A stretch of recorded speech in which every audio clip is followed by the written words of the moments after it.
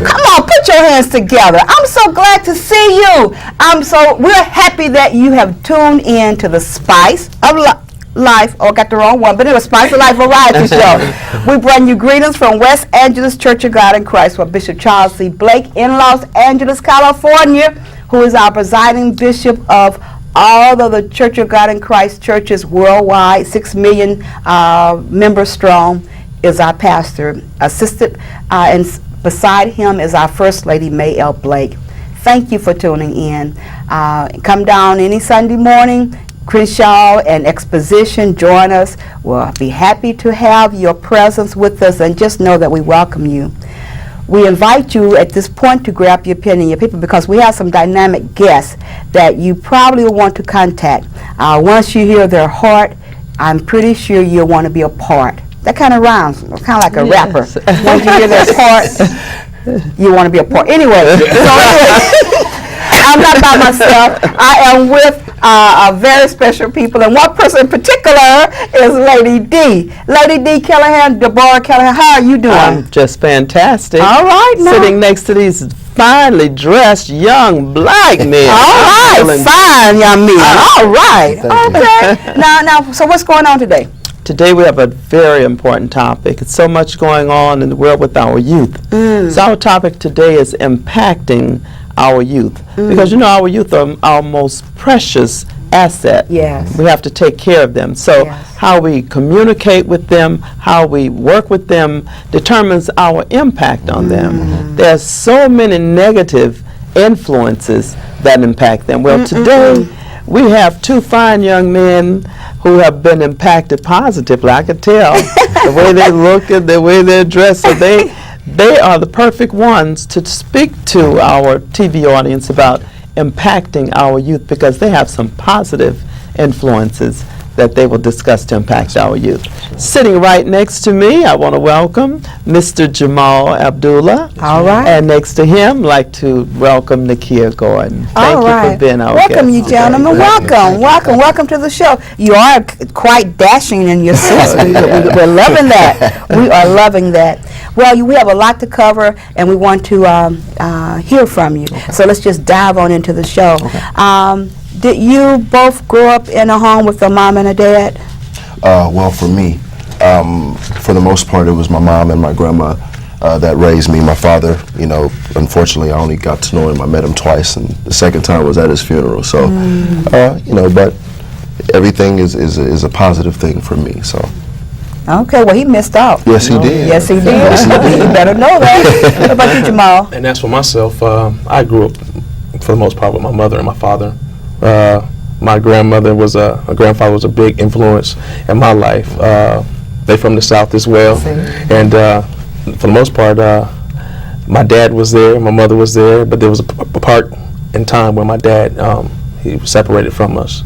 But that's pretty much as far as my parents and childhood goes. Okay. Yeah. What about sisters and brothers? Do you have siblings? Yes, I have a little sister and a little brother. I am the oldest, so I try to kind of be the mentor and the director, to give them something positive to look up to let them know, whatever you guys, have experienced, I've experienced too, and the positive is within me, so you guys can attain that as well. I am so proud to hear that. That blesses my heart, because you are striving to be their mentor. You are striving to set the example. You are striving to lay good ground. And you know what? You are well doing it, baby boy. Thank you very much. You are well doing it. Great role model. Oh my goodness! And to take on that responsibility, Lady D. I mean, that is just awesome. Thank you. And commendable. Thank you. Appreciate that. Okay. What about you? Do you have sisters and brothers? I have 3 sisters, and I have 2 brothers. Oh. And I'm the third child. Oh, the third child. the third child. Okay, so really and truly, you're not alone. So you also have people to sort of be a mentor to. Oh, definitely. My sisters are all younger than me. Are you rough on their friends? Oh my Jesus! Are you rough, Jamal? I'm not rough. You're right. I'm just a concerned brother. Very well stated. Very well stated. Well, I do want to cover where you are today, but before we do that, how was, I know you grew up in a home with your mom and your grandmother and your mom, but what happened along the way in Europe first with your mom? Well, for the most part, you know, my mom was addicted to the illness of crack cocaine for, about 15 to 20 years of my life. So the majority of my life I was raised by my grandmother, who was my grandmother, my grandfather, my mother, my father, my everything. And, you know, it was a bit difficult to go to school every day and to try to remain positive. You know, my mom would be gone sometimes 3 to 6 months at a time. I don't know, you know, where she was or if she was okay. But God is awesome, and He can take anything. He can take no matter who you are, where you are, what you are, and turn you into someone. You just have to want it. And you know, my childhood was instrumental to me because I was able to endure that. So, you know, but thank God my mom has been clean and sober for the past 8 years now. She'll be celebrating her 8-year anniversary, I do believe, in June. So it's been an extreme blessing, you know, overcoming that. So it was wonderful, you know. Right. And that's significant. And what that's significant that we want to bring that in, because so many, unfortunately, individuals have so many different challenges to wade through life. Yes, and so, but you are living proof that you can overcome even the most difficult situations without mom and dad being a positive role model in the house. What about you, Jamal? Well, my father at a certain point was addicted to crack cocaine as well. But as a kid, as I grew up, I didn't feel none of that. My mother, I attribute that to my mother being the woman she was, you know, working so hard, and me being an adult now, knowing exactly what it took, you know, to have 3 kids, you know, and to make nothing, to make something out of nothing. And my grandparents, like I say, while my mom was continuing to further her education and go to school, my dad wasn't there. My grandparents, you know, made us feel like, you know, there was nothing that we couldn't have. And so I didn't experience that. That part of the challenge of seeing my dad as the crackhead, besides knowing what he was doing. Right. But my challenges came differently, like through cancer when I was young and whatnot. But that's when I really felt it. That's when my life kind of slowed down, and I felt. You said cancer? Yes, ma'am. Oh, really? Yes, ma'am. Yeah, I had lymphoma leukemia. So at 12 years old, and I was given, you know, a certain amount of time to live, but God saw differently. And so that's my testimony as far as the purpose that God has for my life. And so, you know, and what we're doing is just. You know. Wow. And of course, you don't mind me asking because you're younger than I am. So how old are you now? I'm 29 years old. Wow. So we're talking about 17 years later. You're not supposed to be here. No, man. You're not supposed to be here. God said different. What can you do? I mean, I'm 30, and as we look back over our lives, it's funny because a couple of years ago, maybe 3 years ago, we envisioned you know, trying to change our community one day at a time. And when you kind of get through a moment to where it gets a little tough, God has a way of sending you down this time channel where He shows you everything that He's brought you from. And I can see so many things that could have kept me as well as him from not being here. But when He has something ordained for your life, He won't let anything get past you. He'll let it get to you, but it's just to show you that you can get around it. It's just to show you that you can overcome it, to build you up to be stronger and to attain everything that He has set for you. So it's the partnership that we have is past business. It's brothers. Wow. You know, if you ask his mom, she'll say that I'm her son, and if you ask my mom, she'll say that he's her son. So, you know, we really have another brother on both sides. So really, you should have increased that Yeah, number. exactly. I counted him. I counted him. I was going to talk about So because I'm older than him, so he's still my younger brother. You still a big brother. Okay.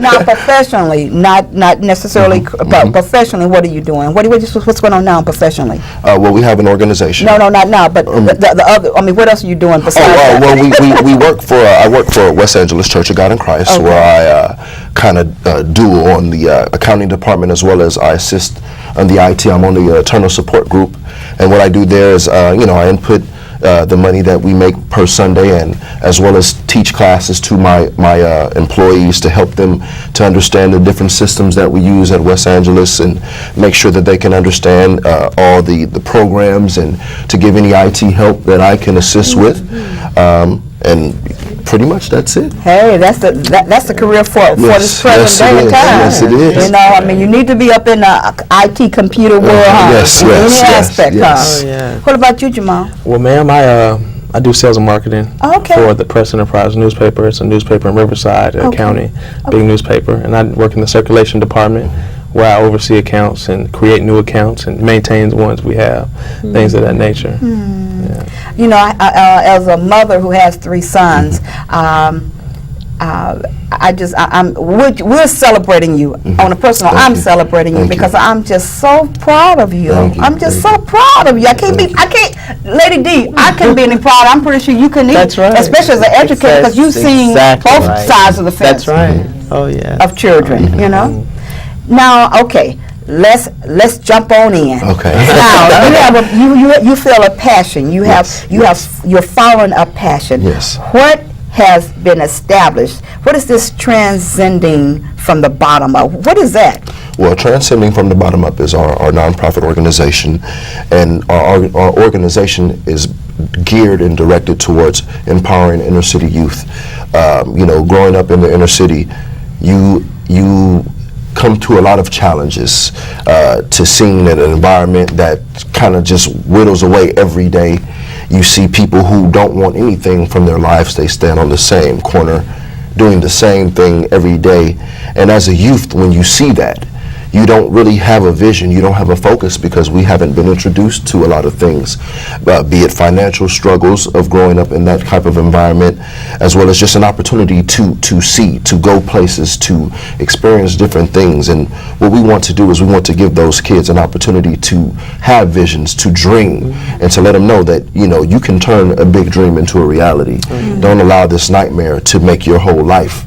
You can change that and be a positive influence to someone else who then comes up from what you haven't gone through, that may be worse or may not be as bad. But, you know, that's what our program really much encompasses. Wow. Because there's so many programs that at the top where kids in a lot of suburbs area get a chance to have at their disposal, where these kids in the inner city don't have these type of programs. So we would like to bring these type of programs to the inner city and give a parent a chance to give that to their child. You know, like the Boys Club. I went there 2 weeks ago to drop my nephew off there, and there was paid programs, you know. So a lot of these parents don't have the means to allow their child to go to something like that because of finances or whatnot. So we want to be the avenue or the option that provides that to the inner cities throughout America, if possible. And we understand, you know, Martin Luther King fought for us to have a lot. And unfortunately, our particular generation, we didn't really have anything to fight for. Everything was kind of given to us. Once we got to the level of understanding what Dr. King's dream was, or is, is, because it's still going on today, you know, we didn't really have anything instilled in us to know how to keep the dream up, to know what to do to keep the dream going. And me, myself, Lady D, is an educator, and that's what I'm actually finishing up my credentials to be a school teacher. But I understand the difficulty of kids going to schools every day, and we fought so hard to have education be equal and have an equal opportunity in education, and for it to kind of rise up and then go right back down this hill again to where we have minimal amounts of books in our inner city schools, minimal amounts of equipment. You know, our kids don't even want to go to school sometimes because of all the pressures of gangs and violence that we see on campus. So we want to give them something more than just what they see every day. You know, show them that your teacher may not care, but these two gentlemen who have gone through what you've gone through, maybe even worse than what you've gone through, we care about you, and we're willing to do everything that we can to let you know that we care about you. That's powerful, because you are electing to put action with your With their message. words, exactly. And actions with when we don't have actions applied with the word, then it's ineffective. Yes. And so not Yes. only are you talking the talk, but you're also walking the walk, and then you're trying to open the door to make provision so that they can also come. What would be your message to young men or women who indicate that, well, but you don't know what I'm experiencing, or okay, well, maybe you can sit there in your suit, and but what about me? You know, it's no hope for me. What would you say to the child who says there's no hope for me? Well, I mean, I would show them pictures of me not being in the suit, not having the financial opportunity to be able to go afford a suit, or to not even understand what a suit meant, or how me being in a suit would change the perspective, just how people view me and how people look at me, and tell them my story. I'm not ashamed of anything. My story and my struggle is a complete blessing, and that's how I view it. There is no need for me to be ashamed of anything. God has brought me from something to something, and the something that I am now is 30 times more than the something that I was. And be it that I was able to overcome that, it was an inspiration to my mother to want to change her life, because she saw her son, who was really the oldest, go through these things, and really had to be there for my little brother and sister to get them to not look at it in a negative way, to make a positive out of a negative. And I would let them know, you know, nothing that you go through can defeat you, you know, unless you allow it. Wow. Anything you want to add? Oh, well, Is there anything else to add to that? he was right. He's definitely right. Yeah, with God and through hard work, anything is possible. Because like you guys talked about in the last show, there's struggle, and I don't care whatever you want to be. But without it, there's no progress. And I don't care if you want to be a janitor, you want to be a secretary, you want to be a doctor, you want to be a lawyer, you're going to experience some struggle. And then I think that the beauty of that is that once you obtain what it is that you strive for, your goal, you value it more. The value of it is worth a whole lot more than it just being given to you and falling into your lap. You know, so I think that the more we implant that seed into a child's head to know that you can be whatever you want to be, you know, you don't lose until you actually give up. See, that's You know, you don't lose until you give up. It may not happen today, you know, but who's to say it won't happen tomorrow? It may happen 5 years from now. But the process, you get the joy through the process. If there's no process, there's no joy. wow, that's powerful. That is powerful. And if it happens tomorrow, it is your today. Because whenever it happens, that's when you begin to build. You know, you have to go through a level of struggle to understand success. There's no way that you would be able to appreciate success unless you go through enough struggle. Because that struggle, on top of struggle, on top of struggle, it only takes you higher to the platform of success. And that's what we're here to share. Wow, Lady D, are we learning? Oh, yeah. I mean, we are very impressed. Oh, Thank yeah. you. Thank you. Proud and impressed. Thank you. Now, if you have 4 wishes with concerning your transcending from the bottom up, and that's just so apropos because so many times, like you said, we start up here, but you have to come where I am and from the bottom up. That's just so profound. What 4 wishes would you want to be granted? And each one of you have 4 wishes. Oh, wow. My first wish would be, you know, I live on what is called the east side of Los Angeles. And I moved to Georgia for a while. And to see the camaraderie and the brotherhood that we had amongst our people was something that when I come here, I don't see. It's a lot of us living in California, our parents are from the South. And, you know, once we get to a certain age, we don't have that. So I think my main wish would be for us to come together as one, and you know, want to push each other. You know, we have a crab in a barrel thing with our people for some reason. Yes. Once we see one person striving, we pull them down. That would be my first wish. My second wish would be that everyone who wants to take advantage of our nonprofit, use us. Please use me up. Take full advantage of me. You know, come talk to me. Come ask me. Come if you want me to come with you to your basketball game, to your test. I'll do it. My next wish would be that those that are affected by our program start programs of their own to help those that are younger than them, so it can be like a pull-up process to where we can all be at the top of this platform and enjoy the success. And I think my last dream, which is really my first, would be that everyone can see the God through us. They can see Jesus through us. They can see who Jesus is and who God is through us. And everything that we do, know first that we do it for the glory of God. Amen. That's number one. Amen. This is not an organization. This is a ministry, number one, to us. And we take full advantage of God giving this vision to us. All right. All right, Mr. Jamal. Well, ma'am, my first wish would be to world hunger. You know, there's a lot of starving people around the world who need help, who don't have shelter, don't have food. And I've been in enough places around, you know, out of the country to know that, I mean, it's bad. It's bad. And a lot of people need someone, you know, so something, but really someone to help provide and to help, you know, educate them on certain things that they may not even be aware of. And so that would be my first wish. The second wish would be sicknesses and diseases. I wouldn't want, you know, that to, you know, affect lives, because people are very important, because the value of a person is what's really important to me, because I honestly believe, like, we as people move mountains don't move us.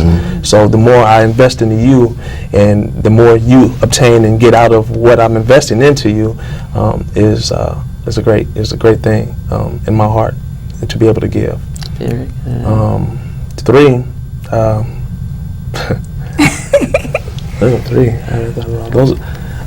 Three.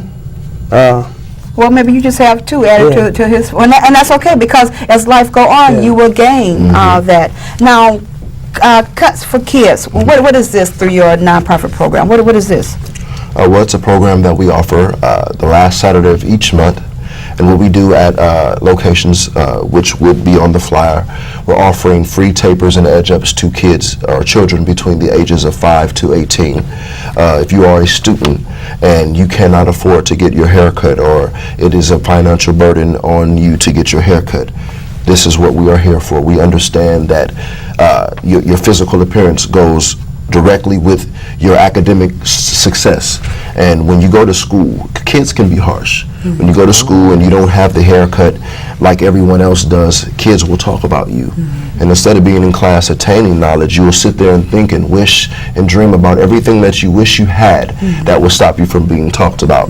So this is one of many programs that we have to help with the physical appearance of our children, because unless you help them with how they look, they won't even let you get into their heads. So we want to start from the outside appearance and let them know how much your appearance has to do with your academic excellence, and teach them that it goes hand in hand. Well, Lady D and I are a part of a ministry called One Faith Fellowship. Okay.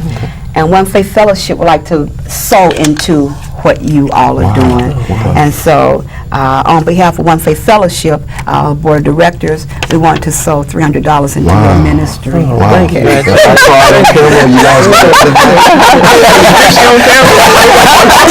You do all that on camera. You do all of that. And we just want to join with you, because we support you. We want to sow in you. Like you said, we want to invest in you. Thank you. Because of what you're doing. Thank you. Thank you. Now we're down to the last, bless you, we're down to the last couple of minutes of the show. So what, in a nutshell, would you want to leave with our audience? First, Jamal.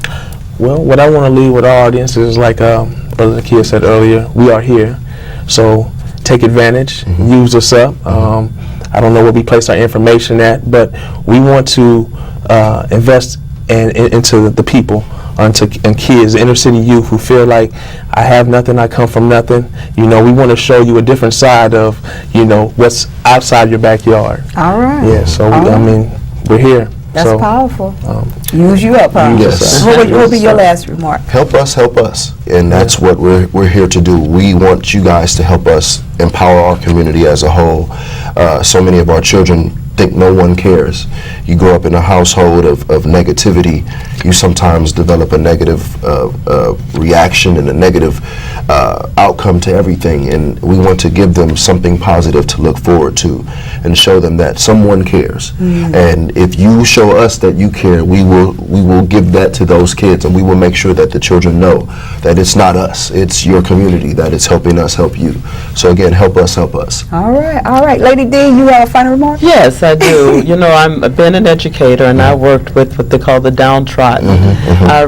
One of my schools, we recover dropouts. And all I want to say to the two of you, I appreciate what you're doing. Thank you. But I also want to let you know, some will, some won't. Yes. So don't let those who won't get you down, because just think of everyone that you help, how rewarding that's going to be for you. Yes. So don't let it get you down. That will happen.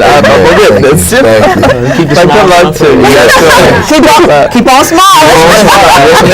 Yes, ma'am. To your audience, I know that you have been touched and inspired by our show today with these two young men who are really striving to go against the tide of life. They could just fold up and just sit down and drown in sorrow and self-pity, but they have chosen not to. They have chosen to arise above that. As Nakia said, help them help others. And so we want you to know that it is important that we impact our youth, because impacting our youth helps all of us. Yes, yes. Sow into some youth life. Let them know that they are special. You know, give them a hand. Help them out. Love them.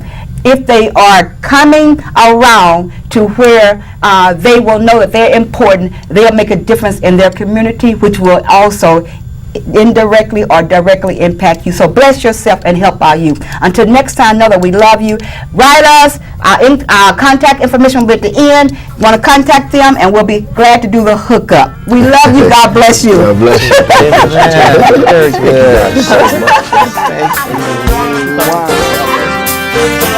Wow.